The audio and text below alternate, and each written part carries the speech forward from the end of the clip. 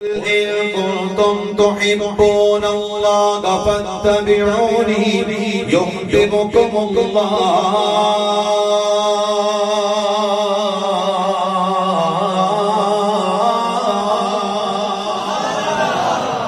رب ذوالجلال نے فرمایا قل اے سونے آپ فرما دیجئے ان کنتم تحبون اللہ اگر تم اللہ سے محبت کرنا چاہتے ہو اگر تم اللہ کے قریبی بننا چاہتے ہو اللہ کے برگزیدہ بندے بننا چاہتے ہو اللہ کے محبوب بننا چاہتے ہو فاتبعونی میرے محبوب کی اتباع کرو یحببکم اللہ اللہ تم سے محبت فرمائے گا اللہ تم سے محبت فرمائے گا توجہ کرنی جناب والا فاتبعون سے قبل لفظ جو گئے اس سے مراد لوگوں کی محبت ہے فاتبعون سے مراد اس کی بات کو لفظ ہے فرمائے اللہ تم سے محبت فرمائے گا گویا کہ جب محبوب کی ذات آ گئی جب حضور کی ذات مبارکہ آ گئی جب حضور کا ذکر آ گیا جب آقا علیہ السلام کی اتباع آ گئی انداز کلام بدل گیا پہلے بندوں کی محبت ہے بعد میں اللہ کی محبت ہے گویا کہ نبی کی محبت اگر ہوگی نماز بھی قبول ہوگی اللہ کی برگاہ میں عبادتیں بھی قبول ہوگی اگر محبت رسول نہیں گئے پھر نہ حج قبول ہوتے گئے نہ نمازیں قبول ہوتی ہیں نہ عبادات قبول ہوتی ہیں کیونکہ جب محبوب کی محبت لگی تو پھر ساری عبادتیں ضائع ہو جاتی ہیں علامہ اقبال نے کیا خوب کہا تھا کہ محمد کی محبت دین حق کے شیط اول ہے محمد کی محبت دین حق کے شیط اول ہے اسی میں ہو اگر خامی تو سب کچھ نامکمل ہے آپ کو بتایا جناب والا شیطان بڑا عبادت گزار رب کا بڑا قریبی ہے ملائکہ کا استاد ہے بہت بڑا عالم ہے بہت بڑا فاضل ہے زمین کے چپے چپے پہ سجدہ کرنے والا لیکن جب نبی کی باری آتی ہے سجدے کی باری آتی ہے علماء فرماتے وہ آدم کو سجدہ نہ تھا بلکہ حقیقت میں نور مصطفیٰ کو سجدہ تھا یہ سمجھو گئے سبحان اللہ جناب شیطان بڑا عالم ہے بڑا عبادت گزار ہے زمین کے چپے چپے پہ سجدہ کرنے والا لیکن جب نبی کی تعظیم کی باری آتی ہے وہاں سے دھتکار دیا گیا رب ذوالجلال نے فرشتوں کو سجدے کا حکم دیا وَإِذْ قُلْنَا لِلْمَلَائِكَةِ اسْجُدُوا لِآدَمَ فَسَجَدُوا إِلَّا إِبْلِيسَ أَبَى وَاسْتَكْبَرَ وَكَانَ مِنَ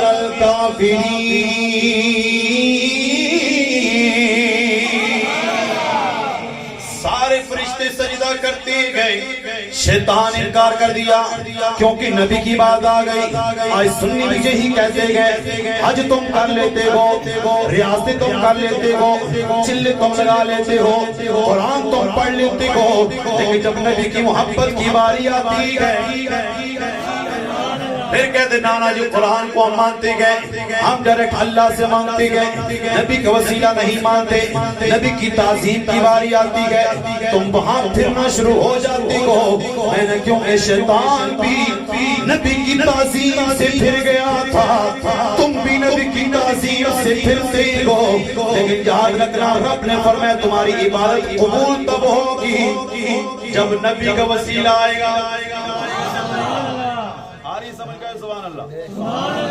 جب نبی کی تعظیم کی باری آئے گی جب محبت مصطفیٰ کی باری آئے گی جب اتباع رسول ہوگی اور اتباع رسول کیا ہے رب ذوالجلال نے فرمایا من یطع الرسول فقد اطاع اللہ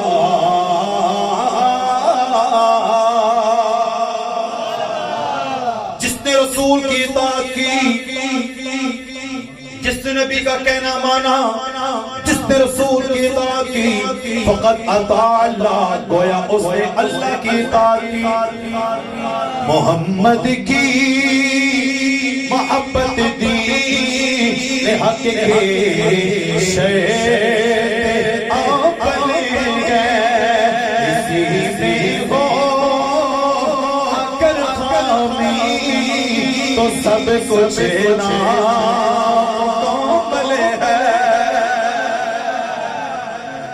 اور میں تو میرے محبوب کی اتباع تو کر کے دیکھوں۔ اب دیکھیں نا کلام کا انداز کتنا پیارا ہے کہ فرمایا ان کنتم تحبون اللہ، ان شرطیہ ہے اگر تم اللہ سے محبت کا دعویٰ کرتے ہو، کیونکہ یہودی کہتے ہیں ہم اللہ کے ڈائریکٹ بندے بننا چاہتے ہیں، اور شاہ صاحب ہونے کچھ لوگ آنے ہم تو ڈائریکٹ اللہ سے مانگیں گے، نبی کا وسیلہ بیچ میں نہیں مانگیں گے، اور رب نے وسیلے کا ذکر تو قرآن میں فرمایا ہے۔ کمال دیکھیں لفظ وسیلہ ہی رب نے فرمایا ہے۔ قرآن آیت پڑھ تو کہیں سبحان اللہ، ایصال ثواب کے لیے سے کہیں سبحان اللہ، اور مرحومہ کی ایصال ثواب کے لیے کہیں سبحان اللہ۔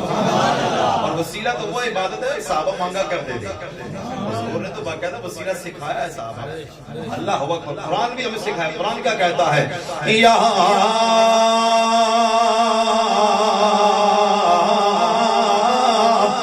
الذین آمنوا اتقوا اللہ وابتغوا الیہ الوسیلہ۔ اے ایمان والو، رب ذوالجلال نے ایمان والوں سے خطاب فرما کے فرمایا کہ اتقوا اللہ، اللہ سے ڈرو، وابتغوا الیہ الوسیلہ، اور اللہ کی طرف وسیلے کو تلاش کرو، وسیلے کو تلاش کرو۔ تو گویا کہ یہودی بھی کہتے ہیں ڈائریکٹ اللہ کی قریبی، ہم محبوب کی اتباع نہیں کریں گے۔ رب نے فرمایا اگر تم قریبی بندہ بننا چاہتی ہو میرے محبوب کی در پہ آ جاؤ۔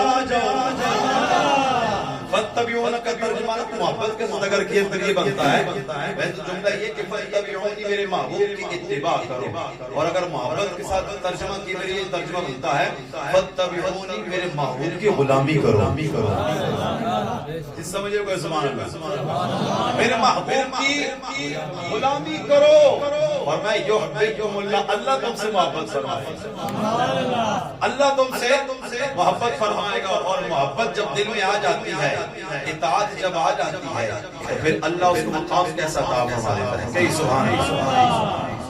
حضرت صوبان میرے مصطفیٰ کی جنتی صحابی، حضور سے محبت کرنے والے، آپ فجر کی نماز پڑھتے ہیں، فجر کی نماز پڑھنے کے بعد کی بارگاہ میں بیٹھتے ہیں، کیونکہ آپ کو پتہ ہے میرا آقا علیہ السلام فجر کی نماز کے بعد اپنا ایک حلقہ لگایا کرتے، صحابہ بیٹھا کرتے، صحابہ سے گفتگو ہوا کرتی، کبھی سرکار کو اسے بتاؤ آج خواب کس سے دیکھی ہے، صحابہ اپنے خواب کو بیان فرماتے، کبھی کیا پوچھتی کہ ایک نمازی نہیں آیا، امام کے لیے ضروری کوئی نمازی نہ ہے تو پوچھنا چاہیے کہ میرا آقا کی سنت مبارک کر دو۔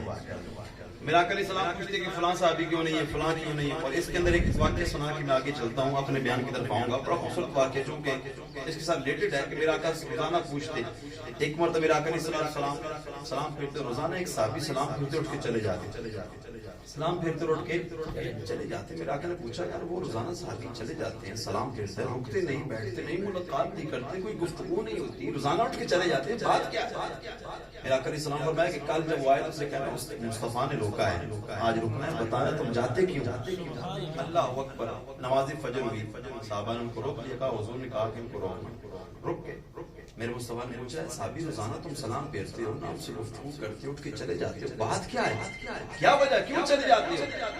اب وہ صحابی کہتے ہیں یا رسول اللہ میں اس وجہ سے نہیں جاتا کہ معاذ اللہ میرا بھی دل کرتا ہے آپ کے پاس بیٹھوں، آپ سے ہم کلام ہوں، آپ کے کلمات طیبات کو میں سنوں، آپ کے دیدار سے اپنی آنکھوں کو میں ٹھنڈا کروں، لیکن یا رسول اللہ دراصل بات یہ ہے کہ میرے گھر کے ساتھ جڑا ہوا ایک یہودی کا گھر ہے، میرے گھر کے ساتھ جڑا ہوا ایک یہودی کا گھر ہے، اور اس کا ایک کھجور کا درخت ہے جس کے ساتھ پھل لگا ہوا ہے، اور اس کی ٹہنیاں میرے گھر کے اندر آئی ہوئی ہیں، ان کا سایہ، اس کی کھجوریں کچھ میرے گھر کے اوپر ہیں، رات جب ہوا چلتی ہے کچھ کھجوریں گر جاتی ہیں، تو میں اس لیے صبح جلدی باغ کے گھر چلا جاتا ہوں اور جا کر ساری کھجوریں اٹھا کے اسے گھر میں پھینک دیتا ہوں، کہیں ایسا نہ ہو کہ میرا بیٹا اٹھ کر کہیں یہودی کی کھجور نہ کھا لے۔ آج ہم صحابہ کے نعرے تھوڑے لگاتے ہیں. صحابہ نے ہمیں سکھایا کہ حضور سے محبت کیسی کریں, دین پر کیسے چلنا ہے. فرمایا یا رسول میں ساری کو جھولے اٹھاتا ہوں, اٹھا کے پھینکتا ہوں کہ میرا بچہ حرام نہ کھا لے. آج تمہیں پتہ نہیں چلتا کہاں سے آیا کہاں لگ رہا ہے. پھر کہتے ہیں پتر نافرمان ہو گیا. حضرت پتر نافرمان تاں ہی ہویا سی کہ تساں اپنے رزق کی صفائی نہیں پیش کی, تساں لال حرام تمیز ہی کوئی نہیں کی. اور پتر اگر آج اتنا خراب ہو چکا ہے تو پیروں کو جا کے دعا حل نہیں ہونا, آپ کا رزق صاف کرنا پڑے. جی ہاں, اٹھا کے پھینک دیا. میرا آقا نے فرمایا کیا چاہتے ہو؟ یا رسول اللہ کیا چاہتا ہوں جو آپ عطا فرما دیں. کیا تم چاہتے ہو کہ وہ تمہارا ہو جائے, وہ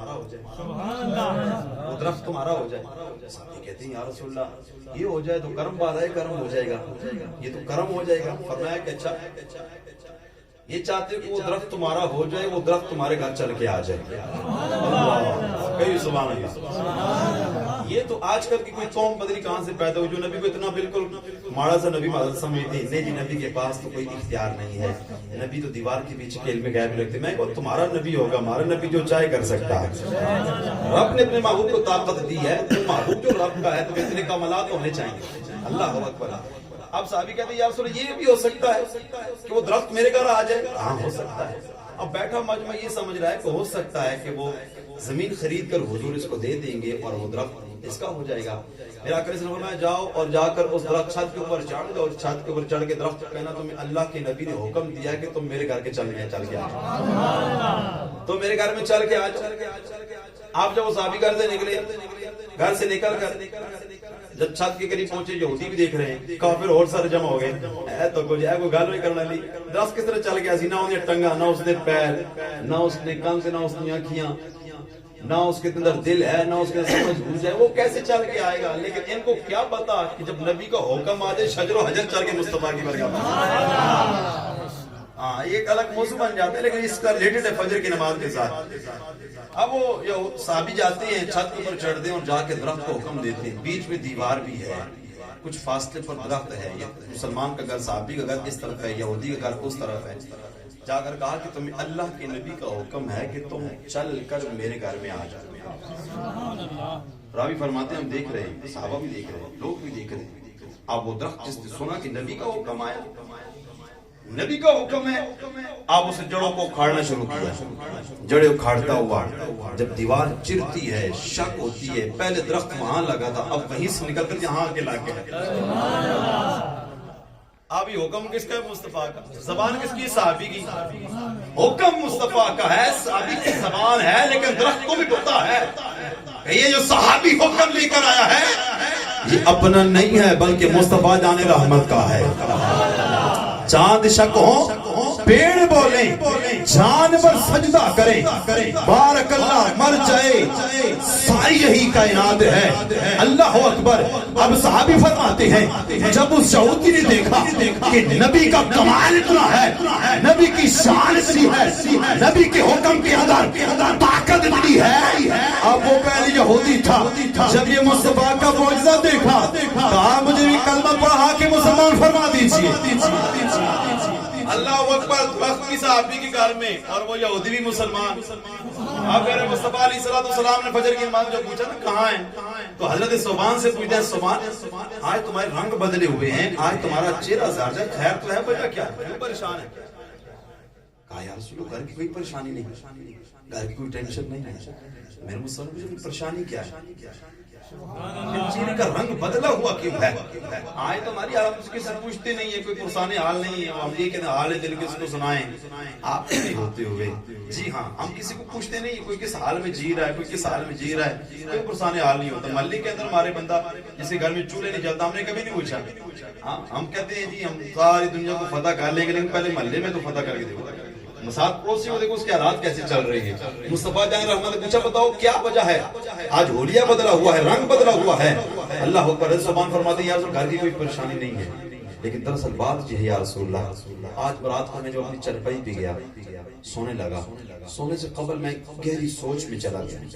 سوچتا رہا کہ آج تو دنیا ہے, جب جی چاہتا ہے ہم آپ کی زیارت کر لیتے ہیں یا رسول, جب جی چاہتا ہے آپ کے ساتھ جنگوں میں شریک ہو جاتے ہیں, آپ کے ساتھ نماز پڑھتے ہیں, آپ کے ساتھ گپ شپ ہوتی ہے, بیٹھتے ہیں, کھاتے ہیں, پیتے ہیں, زیارت کرتے ہیں.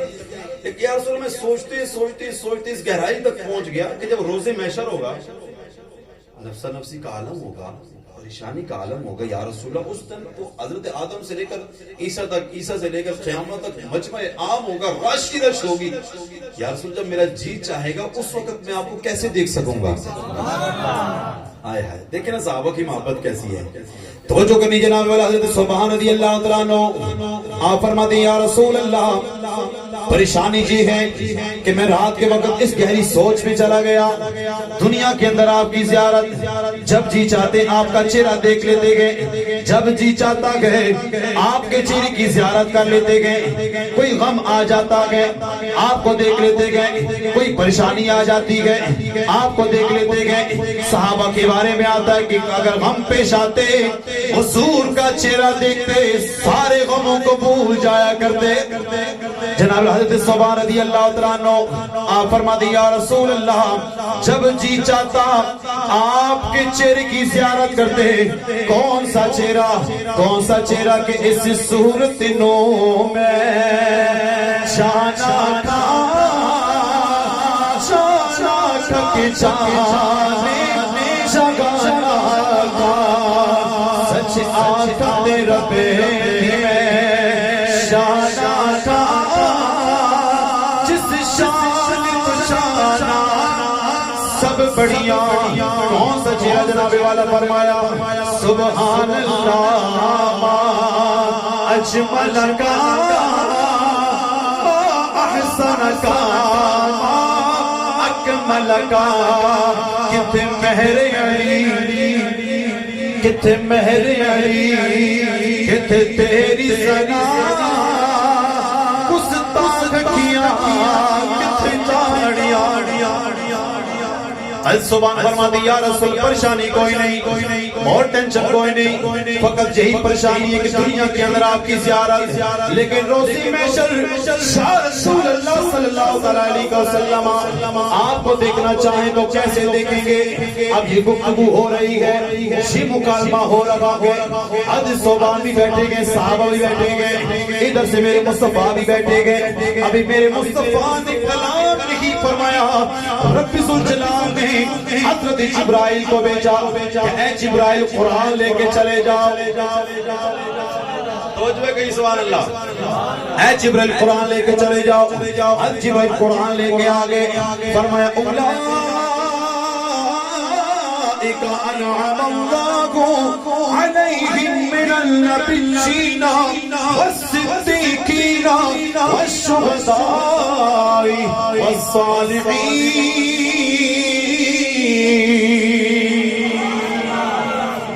فرمایا جو دنیا کے اندر حضور دن محبت کرنے والا ہوئے گا، جس دی محبت حضور دن ہون گیا، فرمایا اولئک مع الذین، ان لوگوں کا حشر بھی ان کے ساتھ ہوگا۔ کن کے ساتھ ہوگا؟ فرمایا من النبیین، نبیوں کے ساتھ ہوگا، والصدیقین، صدیقین کے ساتھ ہوگا، اور فرمایا والشہداء، شہیدوں کے ساتھ ہوگا، والصالحین، اور اللہ کے نیک بندوں کے ساتھ اس کا حشر ہوگا۔ سبحان پریشان نہیں ہونا، تمہاری محبت حضور کے ساتھ ہے۔ فرمائے المرء مع من احبا، دنیا کے اندر جو بندہ جس سے محبت کرتا ہوگا، فرمائے قیامت کی روز اس کا حشر بھی اسی کے ساتھ ہوگا۔ پھر ہمیں کہنے دی جناب والا ہماری محبت حضور کے ساتھ، ہمارا حشر بھی انہیں کے ساتھ ہونا گئے، ہماری محبت حضرت ابوبکر صدیق کے ساتھ، ہمارا حشر بھی انہیں کے ساتھ ہونا گئے، ہماری محبت حضرت عمر پاک کے ساتھ، ہمارا حشر بھی انہیں کے ساتھ ہونا گئے، ہماری محبت حضرت عثمان کے ساتھ، ہمارا حشر بھی انہیں کے ساتھ ہونا گئے، ہماری محبت علی پاک مولا کائنات علی المرتضیٰ کے ساتھ ہیں، ہمارا حشر بھی انہیں کے ساتھ ہونا گئے، ہماری محبت امام اعظم ابو حنیفہ کے ساتھ، ہمارا حشر بھی انہیں کے ساتھ ہونا ہے، ہماری محبت میرا شیخ عبدالقادر جیلانی رحمت اللہ علیہ آپ کے ساتھ ہماری محبت ہے، ہمارا حشر بھی انہی کے ساتھ ہونا ہے جناب والا. ہماری محبت حضور داتا علی اجمیری کے ساتھ, ہمارا حشر بھی انہی کے ساتھ, ہماری محبت تاجدار گولڑا کے ساتھ, ہمارا حشر بھی انہی کے ساتھ, ہماری محبت سیدی اعلیٰ حضرت کے ساتھ, ہمارا حشر بھی انہی کے ساتھ ہونا ہے. اور سائیں مرچو سرکار کے قدموں میں بیٹھنے والوں, ہماری محبت اللہ کے ولیوں کے ساتھ, ہمارا حشر بھی انہی کے ساتھ. دنیا کے اندر جو بندہ جس سے محبت کرے گا حشر بھی انہی کے ساتھ ہونا گئے, کیونکہ ہماری محبت حضور کے ساتھ پھر ہمارا حشر بھی. کل پل سے ہمیں جس نے خود پار لگانا ہے, کل پل سے ہمیں جس نے خود پار لگانا ہے, زہرا کا وہ باغ ہے حسنین ہے, زہرا کا باغ ہے حسنین, اور آؤ در سبزہ پر پھیلائے ہوئے دامن, آؤ در سہارا پر پھیلائے ہوئے دامن, نسل غریبوں کی لجپال کرانا ہے. جب محبت ان کے ساتھ ہوں گے تو پھر حشر بھی انہی کے ساتھ ہوگا. آج لوگ کہتے ہیں ہم یزید کو امیر المؤمنین کہتے ہیں, میں نے کہا پھر ٹھیک ہے تمہارا حشر بھی یزید کے ساتھ ہوگا. ہم تو حسینی حسین سے محبت کریں, ہمارا حشر بھی حسین پاک کے ساتھ ہوگا. ہاں تمہاری محبت شیطان کے ساتھ ہے, پھر تمہارا حشر بھی اسی کے ساتھ ہونا ہے. ہماری محبت حضور کے لیے. حضرت مولا علی پاک فرماتے ہیں الجامع الصغیر کے اندر, امام محمد نے ذکر فرمایا, فرماتے ہیں حضرت مولا علی پاک روایت فرماتے ہیں حضور جان کائنات نے فرمایا, جو خطبے کے اندر میں نے حدیث پاک پڑھی, فرمایا ادبوا اولادکم علی ثلاث خصال, تم اپنی اولادوں کو 3 چیزوں کا ادب سکھاؤ, 3 خصلتیں اپنی اولادوں کو حضور سکھانا. سب سے پہلے فرمایا حب نبیکم, تم اپنی اولاد کو نبی کی محبت سکھاؤ. کون سبحان اللہ, حب نبیکم, سب سے پہلے تم اولاد کو اپنی کو نبی کی محبت سکھاؤ. اور دوسرے نمبر ارشاد فرمایا حب اہل بیتی, اور اپنی اولادوں کو میری اہل بیت کی محبت سکھاؤ. اور تیسرے نمبر پہ ارشاد فرمایا قرات القرآن, اور اپنے بچوں کو قرآن پڑھنا سکھاؤ. شاہ جی انداز دے کہ حضور کے حدیث کا سبحان اللہ, جوامع الکلم میرے مصطفیٰ ہیں, رب نے حضور کو جوامع الکلم بنا کر بھیجا. اب دیکھیں سب سے پہلے یہ نہیں فرمایا تم اپنے بچوں کو قرآن پڑھنا سکھاؤ, پہلے فرمایا نبی کی محبت سکھاؤ. دیوانہ کہے گا سبحان اللہ, نکتہ اور جملہ دینے کو کہے سبحان اللہ. فرمایا تم اپنی اولادوں کو پہلے نبی کی محبت, پھر قرآن, پہلے اہل بیت کی محبت, پھر قرآن. ہونا تو یہ چاہیے تھا پہلے قرآن ہوتا, پھر نبی ہوتے, پھر اہل بیت ہوتے, لیکن مصطفیٰ جان رحمت نے پہلے اپنی محبت کو, گویا کہ حضور بتا رہے ہیں اگر تم قرآن سمجھنا چاہتے ہو, اگر قرآن پڑھنا چاہتے ہو, اور یہ چاہتے ہو تمہیں قرآن فائدہ دے, تو پہلے نبی کی محبت دل میں ہوگی, پھر تمہیں قرآن فائدہ دے گا. پھر اگر دل کے اندر اہل بیت کی محبت ہوگی, پھر جب تم قرآن پڑھو گے تو پھر قرآن بھی تمہیں فائدہ دے گا. آج بندے کہتے ہیں ہم تو قرآن پڑھتے ہیں, قرآن کو سنا پڑھتے ہیں, قرآن ہم پڑھیں گے. میں نے قرآن فائدہ تب دیتا جب دل محبت رسول ہوگی, جب آل رسول کی محبت ہوگی. ادھر امیر المؤمنین یزید کو کہتے ہو, ادھر قرآن بھی پڑھتے ہو, ادھر نبی کی گستاخی بھی کرتے ہو, قرآن بھی پڑھتے ہو.